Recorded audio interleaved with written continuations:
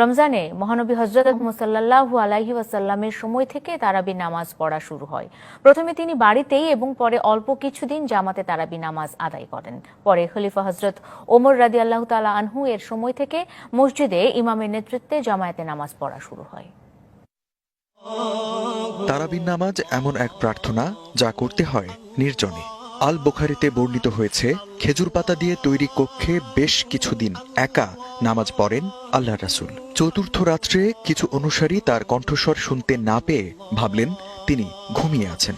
এক পর্যায়ে তাদের উপস্থিতি টের পেয়ে মহানবী সাল্লাল্লাহু আলাইহি ওয়াসাল্লাম ঘর থেকে বেরিয়ে বললেন, আল্লাহু আল্লাহ, তোমরা আমাকে যা করতে দেখছো তাই অনুসরণ করবে যতক্ষণ না তোমাদের জন্য তা বাধ্যতামূলক করা হয়।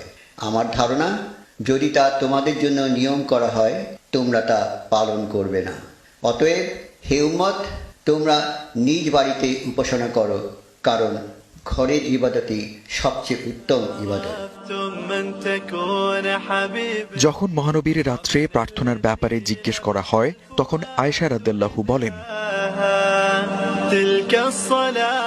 রমজান বা অন্যান্য মাসের রাত্রিতে তিনি 11 রাকাতের বেশি সালাত আদায় করতেন না। তিনি 4 রাকাত সালাত আদায় করতেন, যার দৈর্ঘ্য ও সৌন্দর্য কি তা নিয়ে আমাকে প্রশ্ন করেন না। তারপর তিনি 4 রাকাত সালাত আদায় করতেন, যার দৈর্ঘ্য ও সৌন্দর্য কি তা নিয়েও আমাকে প্রশ্ন করেন না, এবং পরে তিনি 3 রাকাত বেতের আদায় করতেন।